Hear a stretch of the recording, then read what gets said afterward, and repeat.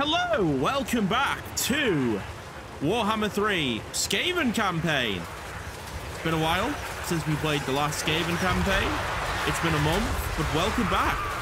And what a great way to start with a battle. Defending a city against the dwarfs.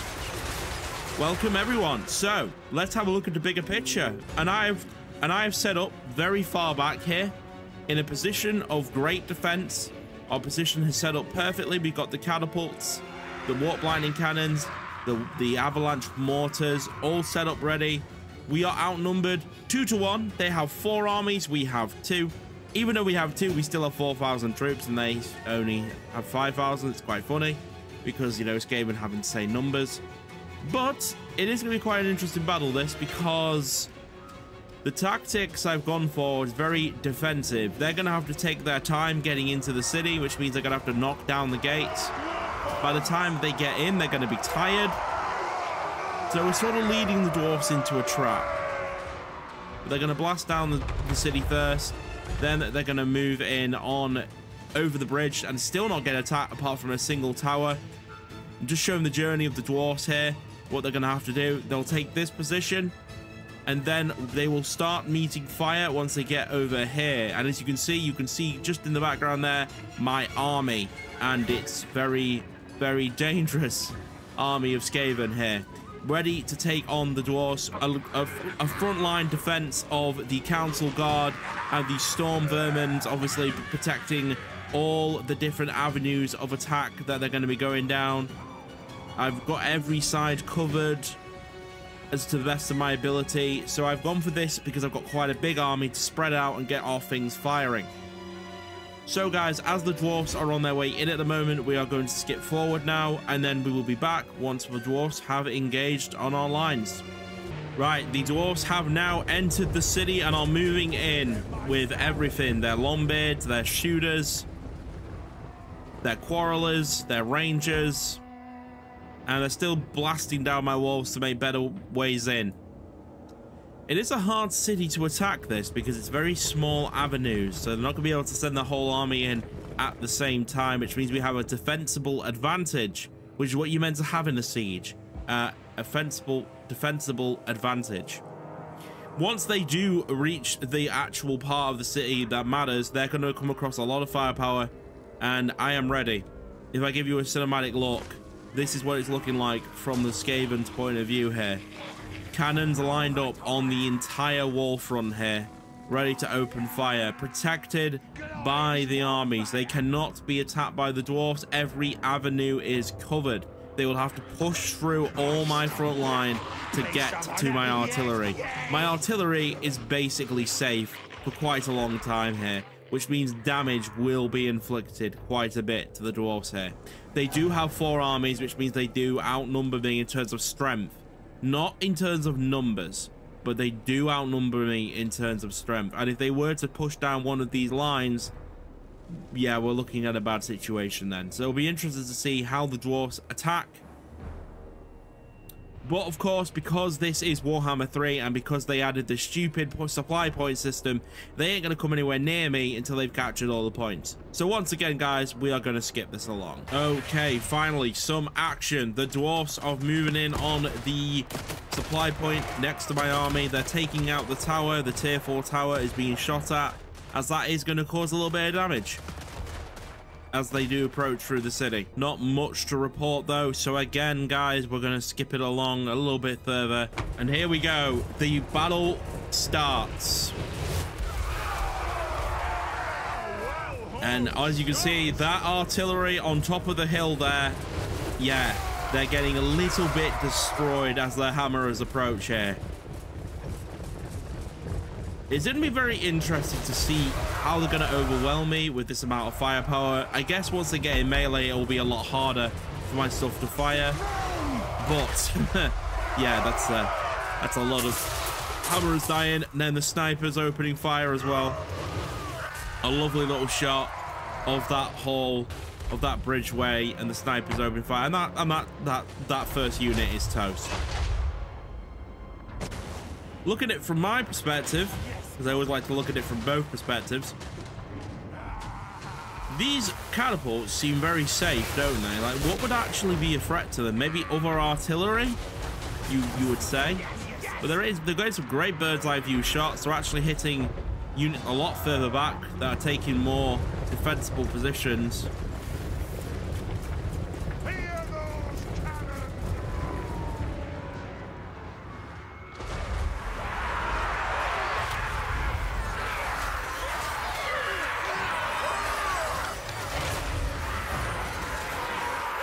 Right, oh. Just admiring the absolute excellent defense that I have put up here as my artillery keeps opening fire. Obviously, this isn't the only entrance in, though. There are multiple, and I think the dwarves are going to take full advantage of that. Yep, they're going to go down the other route now through this passage, through the trap. The Slayer Pirates are going to move in. What are they going to get faced with as they enter this side? Well, on this side, it's a little less defended. However, yeah, I have an avalanche mortar here, and those things are deadly. Yeah, the Slayer Pirates not looking too hot right now. But of course, there are more avenues to attack from. They've not chosen to come down here yet. But the side they've chosen is this side, and this side, and this side, it seems, from the tactical point of view. What the hell was that?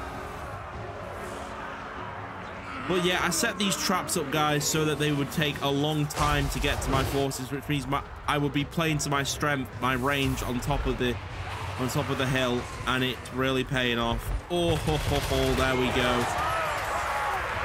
These dwarves getting a little blasting at the moment. But it looks like they're very determined to take this city because they are charging everything in now. The hammerers are coming in. As the Council Guard are now engaged by the hammerers.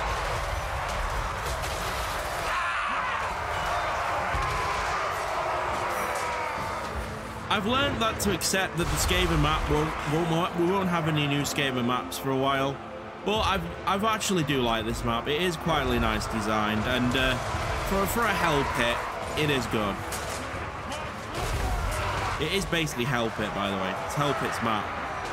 But any Skaven's capital is the same. Is exactly like this. It's a little bit annoying that it's all the same, but I've gotten used to it now, and I just use it to the best of my ability.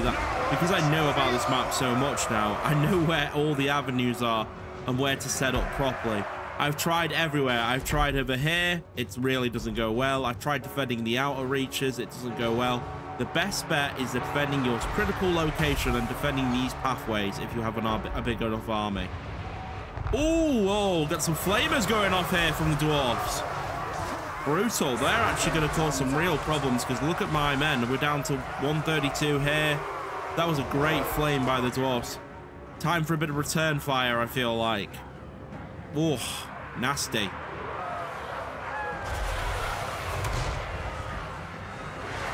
On the other side, though, not going too good for the dwarves. They're about to get absolutely crisp.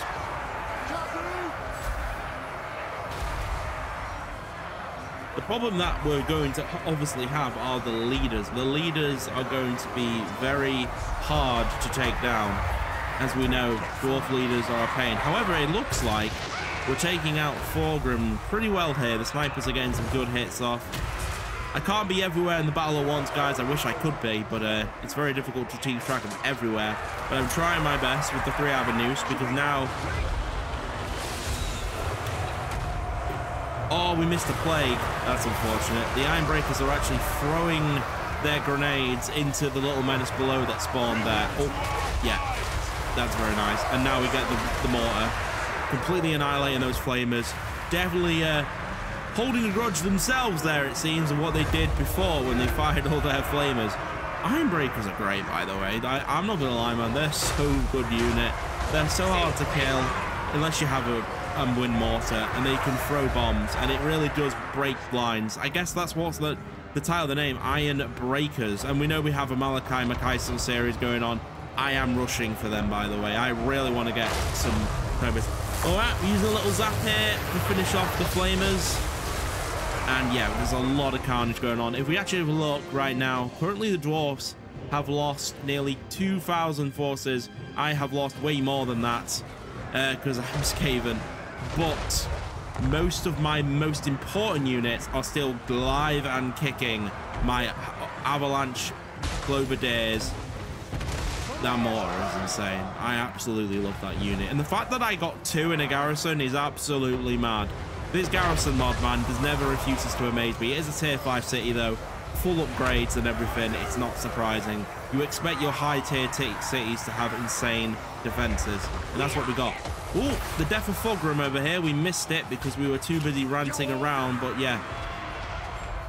Let's go for a bird's eye view now. Now you can really see the action unfold in cinematic mode. So you can see what the hell is going on. And the defense is holding pretty well so far as we turn flags back on. A lot of the flags from the dwarfs are failing. This side seems to have won.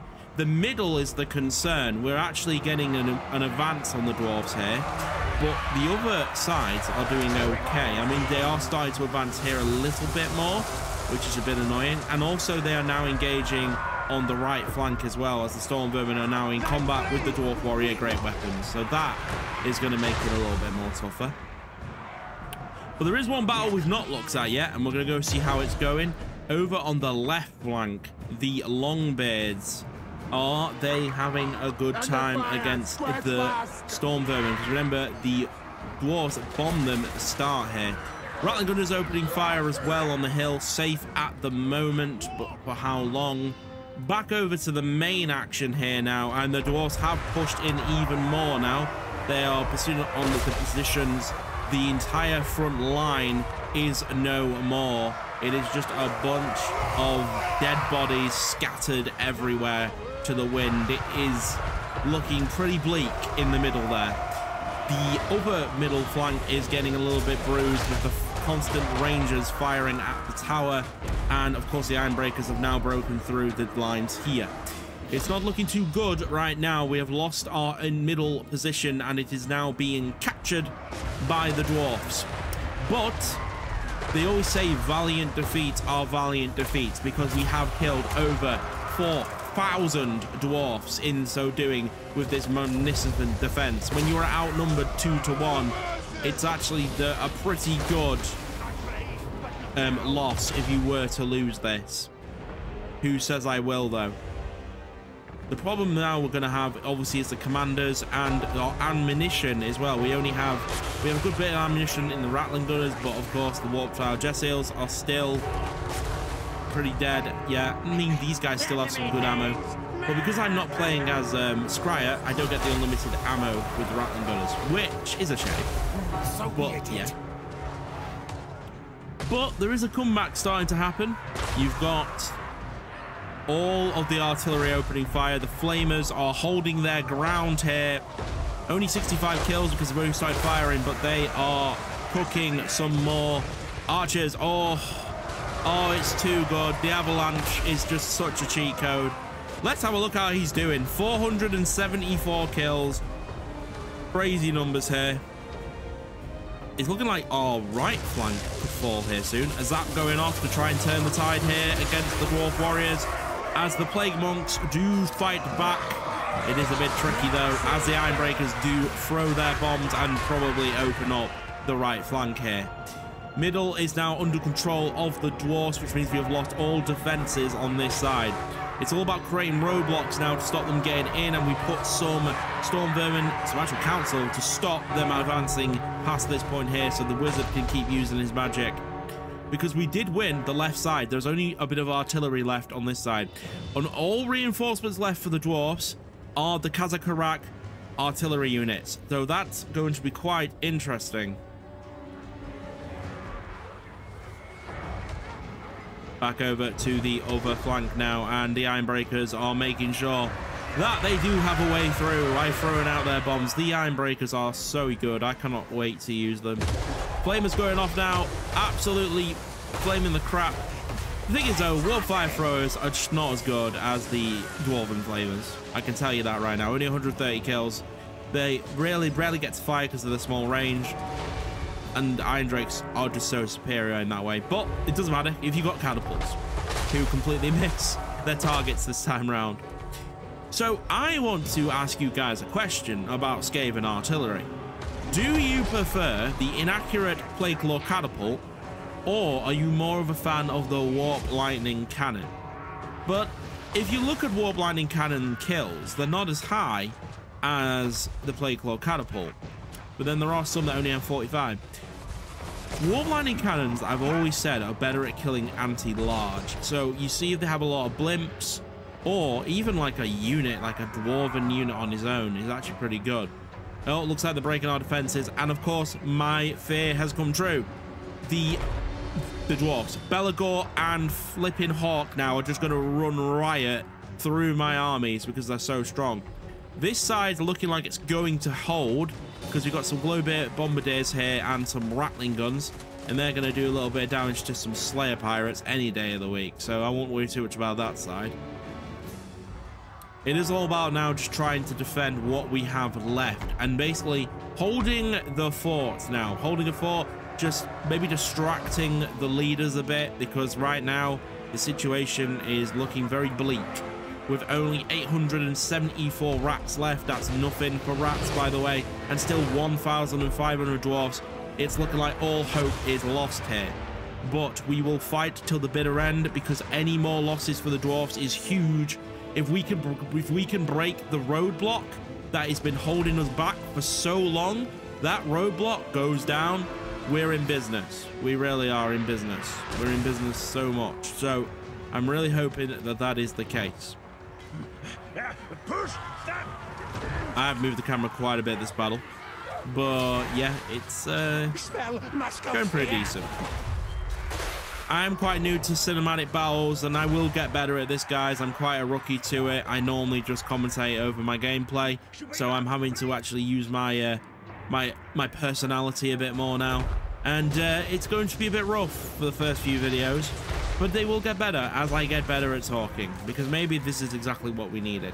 Because I'm thinking of going for more B-roll commentary in the future for my videos, for them to be a little bit more exciting. Is that a menace below going down? Some clan rats spawning, looking for whatever they can. I'm literally clutching at straws now here. We've got the menace below left, and we're just trying to kill as many dwarfs as we can before the fortress inevitably falls. Right flank is now completely fallen, but this flank never stood a chance against the Iron Breakers. They got 312 kills and are ripping through my Storm Vermin like it doesn't matter. Dwarfs are very strong this patch, and they're proving it by their fight back. Even though I own half the world, they're still an insane threat at the moment. And it's very annoying because obviously a campaign that takes this long is fun and exciting, obviously, but progress must be established, especially with wars looming in the east and the north, with possible attacks from Kislev and the Empire. So things could all fall apart very quickly if we're not careful, because at the end of the day I can only command over 24 armies before I go bankrupt. So if they do find a way, Golden Order, to use that faction potential to their advantage, who knows, the campaign could just suddenly fall apart. Late game, a lot of progress gets made because there's a lot of armies, and if you hand a big blow, kill a roadblock, for example, you are then, because that's what late game's like. It's all about killing roadblocks or getting around your enemy. And basically, garrisons are very strong at this stage of the game, especially if you add a garrison mod. And it basically means that it's all about trying to get as much land as possible by taking little as possible, if possible. Anyway, we are now falling back. The Slayers are moving across the bridge. And yeah, this is looking very bleak here. Dwarfs are charging in. Belagor Ironhammer will probably take on this entire army alone, with pretty much the only thing left is catapults and artillery and a few wizards with no front line. This ain't going to go well. The dwarfs are charging in. The Slayers are charging in. Whatever. There's not many dwarfs left. As you can see, we're down to 1,000, which means it probably is just their leaders and their artillery and a couple of injured squads of forces. Still got some Lombards over here. They still got quite... don't forget about the blimps that haven't arrived yet as well. It was too much of a task, this one, to win. But we tried our best, and we really did try our best. It was hard work to get it down to this numbers in the start. But yeah, the dwarves are inevitably going to destroy everything now as they charge over the bridges. The slayers are just going to mop up all my artillery. My leader is just going to die really fast. He's not built for combat. So the battle is over, guys. Well, that was disappointing, but you know what? It is a blessing in disguise, because what comes next? So after that long and precarious battle, we did lose Mount Gumbat. They decided to sack the city, and now we have a bit of an advantage. Because we fought so valiantly, did lose, but fought valiantly against the dwarves, they're all at half strength, which means they can be cleaned up by Skrolk and his merrily rats right here. And that's what we're going to do. Skrolk's going to move in. Well, first we're going to move in the other army first. And the other one. And then we're going to attack with Skrolk. And we're going to finish these guys. In fact, we're going to ambush, so we don't even need to fight this one. I don't think we lose anything. Nope. That's good. So that's done. They now fall back. But they fall back not far enough, because I'm gonna chase them down in encampment stance. Which also means the garrison gets involved. Maybe not much. And okay, we ambush again. Crazy. So yeah, that's 2 down now. That was just the garrison of Skrolk. I don't think we can chase any further. No, we can carry on chasing. We can move forward again, and we can chase them down. What the dwarves thought was a good move has turned out pretty bad for them. They got the city, they sacked it for a load of money, but in so doing, they've lost 4 armies. The roadblock is broken, and now we can move in on the final dwarven defense lines over here, which means we would be bordering, we already are bordering again the Golden Order, and they might see that as a threat, being able to attack on multiple sides. Yes, that could be the case. But yeah, that is huge in the grand scheme of things. Who knew that losing a city was actually a trap? I did. So just to give you a little bigger picture, guys, I've got an army being made at Kazakrak. So obviously this series is actually not been recorded for a month. That's crazy. But yeah, I've got an army being made at Kazakrak. I'm currently making an army at Akadulf as well. So more armies are being added. On the other side over here as well, we've got another siege about to be ready. We've got 4 armies been sieging Tower of Gogs for a while, because the dwarfs are so bloody stubborn. It's taking so long to deplete their forces before we attack. I'm trying to make some precipitable progress by trying to not play many battles fairly, by starving them out with my superior numbers. And that's kind of what I'm doing now. I'm making that call, because it means I know I can remake armies, but it takes a while to make armies. And of course, they're not experienced armies. You know, they don't have the same ranks or anything like that. So are you guys excited for Skrolk to be back? I never ever I'm going to drop this series until it's finished. I've told you world domination. If you don't know what world domination is, I want to paint the map. Basically, I want all of this to be green. My plan was to take out the dwarfs, then take out the Golden Order, then take out Grand Cafe, and then once everyone was defeated and it was just the undead led, I was going to take out the undead and finish everything off in a nice little bow. We don't know how long that's going to be. All I know is that I'm going to be trying to do it and get it done as fast as possible, because we can now accelerate the campaign.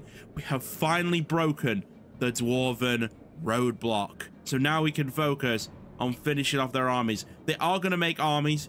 They've got faction potential. They are going to make armies. So it's going to be interesting to see how the dwarves respond now. But yeah, hopefully we can get some considerable amount of progress before then. Anyway, enough dilly-dallying around. You're probably wondering why I don't have much money. I actually spent a lot on the off-screens doing stuff with my buildings, because obviously we have a big late-game campaign. I only want to show the good stuff. So let's go. This siege still looking like it's not winnable, to be honest. We've got lots of... Only seem to have 4... Right, what we need to do is we need to get all our units in position now. So at the moment, these guys at the back here are not being included in the fight. So what we need to do is get them to move forward. And then, in fact, these two need to combine their forces, because right now it's a bit dumb. So just get them all like this, and then just take out the stuff that's useless in a siege. I'd actually say Rattling gunners are quite useless in a siege, so we'll get rid of them. Yeah, everything else is actually pretty useful. So we'll keep the snipers and all that. They are. This army, I don't think, can move a tiny little bit more.